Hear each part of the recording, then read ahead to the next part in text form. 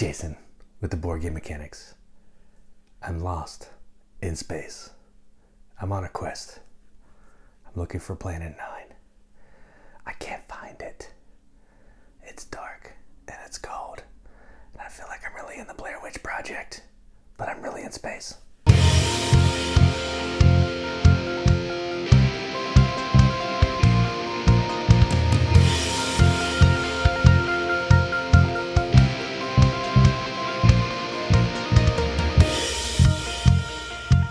The Crew, the Quest for Planet 9, is a trick-taking game for 3 to 5 players, where players are trying to fulfill these different missions that are in the book, which basically means certain people are trying to get certain tricks. And if you can't fulfill the missions in certain orders, or you can't fulfill the missions at all, you fail.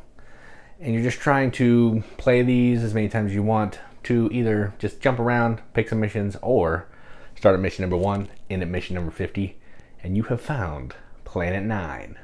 So let's go down to the table, see how that works. All right, so here's the game of The Crew, all set up for 4 players. What you can see on the table here is kind of what the setup would look like. You're going to have the task cards, which are the little tiny cards that are just basically going to represent all the cards in the game minus the 4 rocket trump suits. There's going to be a little satellite token that you can use if you want to make the rounds a little bit easier. There's going to be some reminder cards that are going to look like this. You're going to have some different tokens that are going to tell you how you need to take tricks, or if you need to take a trick last. And you're going to have some communication tokens that are green and red. And there's going to be a commander, which will get assigned to whoever has the 4 of Trump, of Rocket. We like to affectionately call them Rocket Man, and that is this player. All right, so the way the game works is you're going to be going through this log book, which is also the rule book, and you're going to be finding a mission that you want to do. You can go from the beginning, or you can just jump around. In this case, I'm going to just grab one, because I played through maybe 20 or 25, and I'm going to pick mission 8. So in mission 8, we're going to have 3 task cards, which was represented by that number, and we have to do them in a certain order. So I did this one here. I flipped 3 cards, and I assigned this one to be taken first, second, and third. Doesn't mean they have to be the first, second, and third trick of the game. It just means this one has to happen before this one has to happen before that one, so on and so forth. All right, so that is how we're going to be playing. Now, let's start playing, and then I'll go into more of the rules when we get started. All right, so what you're going to be doing is you're going to be dealing all of these cards out to all the players. If you're playing with an odd number, some players are going to have extras, and you're going to be basically doing some trick taking. So to get started here, each player, starting with the commander, is going to take one of these cards that's going to be a trick that they have to take. So I'll look at the commanders. Let's see, he's got lots of blue. So he thinks he could take this first one. So he's going to go ahead and take this, put that in front of him.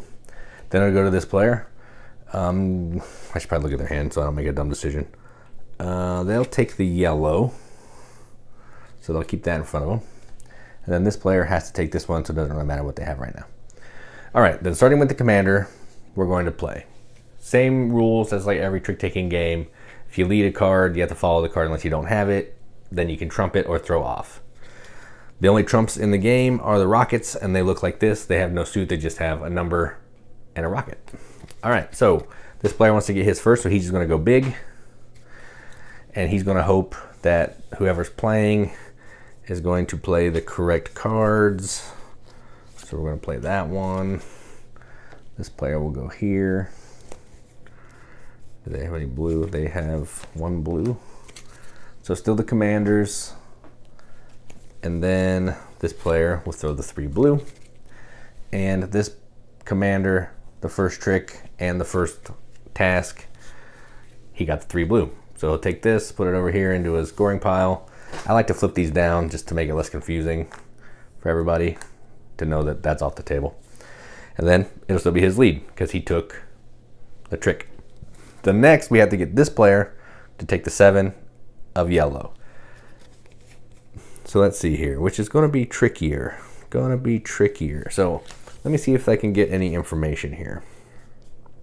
All right, so this player is going to give some information. So here's how you're going to be using your communication token. So they're going to put this 8 here, and they are going to do the token at the top. That means this is the highest card of this color that's in their hand. They put it in the middle, it's the only one. They put it at the bottom, it's the lowest. So they're telling everybody that this is the highest yellow card they have in their hand. So that would give everybody else the clue that they don't have the 9. And then they'll take one of these in their hand just to put it in their hand so they know that they have a card out on the table. So this player is going to lead. He wants to lead yellow, so maybe he will. He'll lead yellow. So he's going to lead the 7 and see what happens. So then this player is going to play the 8. Get rid of that. Then they'll usually turn that to red because they've used their communication. So far we have this trick because they played the 8, trump the 7. This player has yellow, they'll just throw that one. And then this player has yellow and they need to just stay under 8, so just to make sure they'll throw that one. All right, so this player took the 7 with the 8, so we have completed that task as well. So we'll flip that one. And now we're going to move on to the third and final task. All right, so now by the end of this game, we have to get this player to take the 6 of blue. I'm not actually sure if it has to be the first, second, and third tricks of the game. I read it in the rule book multiple times and I'm not 100% sure. So I've just been saying that this one just has to be the third of the task that we've gotten. If that's wrong, I might put a clarification in the video, but it's either the number of tricks or this one just has to be done after the other ones. So this player's lead. Maybe this player should give some clues to what they have over here. All right, so they're going to, this is going to be a challenge for them. So they're not going to give any clues because, oh, they will give a clue. They're going to give this clue. This is their only yellow. Their only yellow. And it's interesting that they didn't give a blue clue. So maybe that means that they need to not play yellow. So let's play the green. They're gonna start out with green because we don't need green or pink, so it's kind of a burner suit, so we can start burning some of these guys. So they'll play the 7. And this player will play 5. And then this player will play the 2. All right, sweet. So this player gets it. They're still in the lead. Let's see. They're going to try to let the 6 come out here, see what happens.